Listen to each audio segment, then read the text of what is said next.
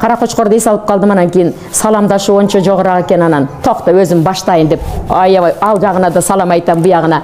Анан главврачына кирип өйдө туруң дедим. Тур деле кучактап коеюнчу, КГМИни бүткөнүңүз үчүн караңа. Ушул жерде главврач болуп капсыз, ушунча жерди башкарып атасыз. Эй жаным деп кучактаса,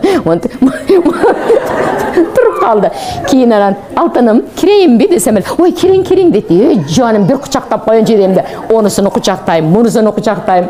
Анан бардыгы угуп калды, кең баян кылып калды деп айтып атабыз. Саламдашабыз алтындарым, салам айтабыз. Эмне үчүн саламдашабыз алтындарым? Саламда береке бар. Береке бар. Пайгамбарыбыз саллаллаху алейхи вассалам не деди? Саламды жайылып келе деди. Таанышка дагы, бейтанышка дагы. Саламда 4 нерсе бар. Эмне? Биринчиси зикир. Ассалам деген атты 99 аттын бирине зикир кылып койдук. Экинчиси ва алейкум ассалам деп айттыбы? Анын эсине Аллахты салып, тилине зикирди айттырып койдук. Таткир. Үчүнчүсү дуа. Ассаламу алейкум ва рахматуллахи ва баракатух дер менен сага Аллахтын саламы болсун, берекеси болсун, жакшылыгы болсун деп дуа кылдык. Төртүнчүсү уада. Эми менден сага жамандык барбайт. Мен салам айтып, эй жаным деп кетип, мен кантип жамандыкты жөнөтөйүн? Бүттү жамандык уже сага барбайт. Мындан ары жок деген. Менин жамандыгымдан аман калдың деген нерсе. Мына 4 нерсе бар экен саламда. Таанысак, тааныбасак эмне алтындарым? Саламдашабыз.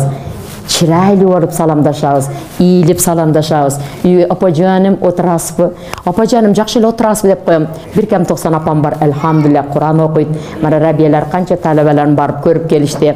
Эште отурат, ибадаттарын кылат, огородко кирип кетет. Аллахым сактап атканыңа шүгүр. Аллахым албетте жаныбызды аласың бир күн. Аманатыбызды тапшырабыз, бирок азыр эмес кое тур деп коем да. Сактап атканыңа шүгүр деп шүгүрлөрдү айтабыз. Аллах Таала мана карагыла биринчи периштелерди жаратты, я? Эмнеден? Нурдан. Акылды берди, бирок нафсини бербеди. Жунуска бөлүнбөйт, жебейт, ичпейт, Аллахка гана кызмат кылат. Экинчи 4 аяктуу жаныбарларды жаратты. Аларга акыл бербеди, нафсини берип койду, ошон үчүн мал. Адамга экөөнүн тең берди. Бирок танда деди, акылың үстөмдүк кылса сен периштеден өйдөсүң. Нафсың үстөмдүк кылса сен малдан төмөнсүң. Кээ-бирине байчылар төрдө отурса чырайлуу болуп, апапагай периштедай болуп отурганын карай, мынча чырайлуу. Төрдө отурган аксакалдар, апалар төрдүн акысын бериш керек. Кантип чип чырайлуу болуп отурса, адеп акылакты сактап, шундай ийилип, жакшы ак батасын берип, алыңыз чоң эле, алыңыз ажене десе гана, майли деп ошондой башкалар жардамдашат. Өзү мынтип отуруп, небересин апарып төргө отургузуп, оозу мурдуна салып, ону төгүп, муну төгүп отурса, ана чоң эле дейсиң да. Акысыны бербей калды да, төрдүн акысыны ошондой коюп чырайлуу болуп отуруп, үлгү болгондо эмне төрдүн акысыны беребиз да. Ошондуктан бизди Аллах Таалам карагыла чип чырайлуу кылып, мыкты кылып жаратты да. Тин сүрөсүнүн 4-аятында мынтип атат. Лaqad khalaqnal insana fi ahsani taqvim. Ушундай көркөм кылып силерди жараттык деп атат да, супсулуу кылып. Бар жогуз жайды экен да, карагыла. Чач өсүп атат, кээде кыркабыз башка болот. Каш деле өсө берсе, кирпик экөө эмне болот эле? Улам кырка берет элек да, 1 метр болгондо да кырка берет элек да, карагыла. Эми мына каш тер дегенибизде маңдайдан түшкөн терлерибизди көзгө киргизбей тосуп калат экен да. Уктадык, көз жумулду. Эмнеге? Себеби көздө Аллахтын берген нуру бар. Ошо нур менен биз бүтүндөй ааламды көрүп, түркүн түстөрдү көрүп, бир чекиттен сызыктарга чейин көрүп атабыз. Ошол нур өчүп калса, адам көрбөй калат. Докторлор линза салышы мүмкүн убактылуу. Аны алып койсоң дагы көрбөй каласың. Аллахтын нуру чексиз. Ошондуктан уктаганда көз жумулду. Бир нерсе кирип кетпесин, бир нерсе сайылбасын деп. Кулакты эмнеге жаппай койду? Анткени биз кокус бир кооптуу бир нерсе болуп калса, биз ойгонуп, ай деп калышыбыз мүмкүн да. Аны да туюп жаап койсо кандай болот эле? Карагыла. Тиш менен тилдерди карагыла.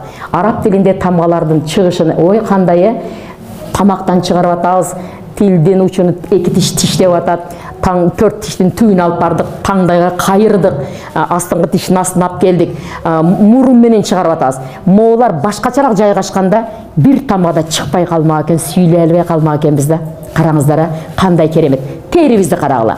Терини каптап койду, чип-чырайлуу кылып. Тери болгондо этибиз көрүнүп, булчуңдарыбыз көрүнүп, анан тиги вена артерия кан тамырларды биринеси ояк кетип барда, бири бияк кетип атат деп көрүп турат элек да, карагыла, ушунун бардыгын Аллах Таалам кандай көркөм кылып жаратты. Биз алтындарым шүгүр кылалы.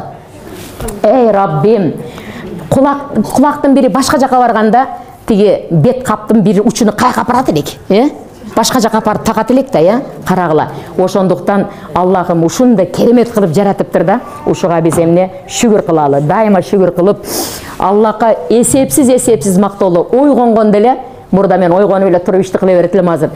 Раббим, мен али тирүүмүнбү, рахмат, разымын Алла. Элхамдулиллахиллази ахяна ба'дама аматана ва илейхи нушур. Апамчы десем, карыялардын мындай сокконунча билинбейт экен да. Ой, апамчы деп барсам, дейт да. Мен ерден дейт да. Апам да тирүү экен. Эй Раббим, апам да тирүү экен. Апам да сактай тура, сактай көрө деп туруп, анан ушундай бир жакшы сөздөрдү айтып калдым. Илимдин шарапаты да алтындарым. Мурда түшүнбөй эле, тура калып эле, уй сааш керек, шыпырыш керек деп кете берет экенсиң да. Көрсө, сени тургузса турат экенсиң да. Эгерде биз шүгүрдү келтирбесек, эч качан бир Аллахты тааныбасак, эмнеге жаралды, кайда баратабыз, ошого пикир жүргүзбөй эле шүгүрдү айтпасак, кечирим сурабасак, анда 5-аятында эмне деп турат? Сумма рададнаху асфала сафилин дейт. Асфала сафилин дегени төмөндөн да төмөнгө, пастан да паска таштайбыз дегени. Бир чоңкур казып бир нерсени алып турган болсо, белине байлап туруп түшүрүп, дагы бираз түшүрөт, дагы бираз деп түшүрөт го. Ошо пастан да паска, чоңкур тереңнен да тереңге түшүрүп эң таги дозоо экен да. Карагыла. Ушуну Тин сүрөсүндө анжирге ант, зайтунга ант деп туруп, ваттини ва зайтун деп атпайбы? Аллах Таалам вау немеси менен, тамгасы менен Аллахка маанилүү нерселерге касам ичкенде вауду кошуп айтат экен да. Ошондуктан Кудайыма шүгүрлөр болсун алтындарым. Ушу шүгүрдү көбүрөөк айталы, ойгонгонубузда бир жакшынакай мына иш чарага бүгүн келдиңиздер, сиздер кулак менен уктуңуздар, көз менен карап, каерде экен? Деп сурадыңыздар, телефон чалдыңыздар, айтышты, мана басып келдиңиздер, түркүн транспорттарга түштүңүздөр, келдиңиздер. Элхамдулиллах, Аллахтын бул эмне кереметтери, Аллахтын бул неиматтары. Эсептеп бүт албайт экенбиз да, аягына эч качан чыга албайт экенбиз. Аллахты дагы бир ким улуктап коет алтындарым? Мактап коелучу, Кана, келе кой алтыным. Жана бир микрофон кана эле, бере койгула. Элге дагы.